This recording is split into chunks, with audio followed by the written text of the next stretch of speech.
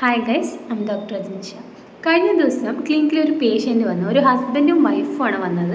വൈഫിന് പനിയായിരുന്നു, ഹസ്ബൻഡിന് ചെറിയ ചുമയൊക്കെ ഉണ്ട്. പക്ഷേ മൂപ്പർക്ക് ട്രീറ്റ്മെൻറ്റ് വേണ്ട, വൈഫിന് മരുന്ന് വേണം എന്ന് പറഞ്ഞിട്ടാണ് വന്നത്. അപ്പോൾ ഹസ്ബൻഡാണെങ്കിൽ ഭയങ്കര ധൃതി, വേഗം വേണം, വേഗം പോയിട്ട് വല്ല എന്ത് ചെയ്യാനുണ്ട് എന്നൊക്കെ പറഞ്ഞിട്ട് ഭയങ്കര ധൃതി. അപ്പോൾ ഞാൻ ചോദിച്ചപ്പോൾ വൈഫ് പറഞ്ഞു ആദ്യം വന്നത് ഹസ്ബൻഡിനാണ്, ഹസ്ബൻഡിന് പനി മാറി, മൂപ്പര് ആൻറ്റിബയോട്ടിക് കഴിച്ച് പനി മാറി, ഇപ്പോൾ എനിക്കാണ് വന്നത്, അത് കാണിക്കാനാണ് വന്നതെന്നാണ് വൈഫ് പറഞ്ഞത്.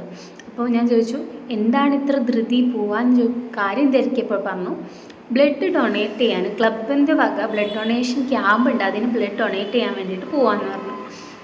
ശരി, ഇങ്ങനത്തെ ഒരു കേസിൽ നമ്മൾ അറിഞ്ഞിരിക്കേണ്ട ഒരു കാര്യം എന്താണെന്ന് വെച്ചാൽ നമുക്ക് ഇൻഫെക്ഷനോ വൈറൽ ഫീവറൊക്കെ ഉണ്ടാകുമ്പോൾ ഒരിക്കലും ബ്ലഡ് ഡൊണേറ്റ് ചെയ്യരുത്. നമ്മൾ ഇൻഫെക്ഷൻ ശരിക്കും മാറി, ചുമയും തുമ്മലും മാത്രമല്ല കംപ്ലീറ്റ് മാറിയതിന് ശേഷം മാത്രമേ ബ്ലഡ് ഡൊണേറ്റ് ചെയ്യാവൂ.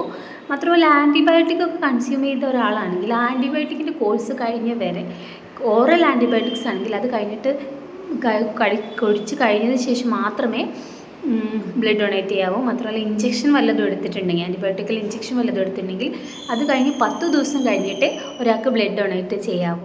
ഈ ഒരു വിവരം എല്ലാവർക്കും ഷെയർ ചെയ്ത് കൊടുക്കുക. ഇഷ്ടമായെങ്കിൽ ചാനലൊന്ന് സബ്സ്ക്രൈബ് ചെയ്യുക.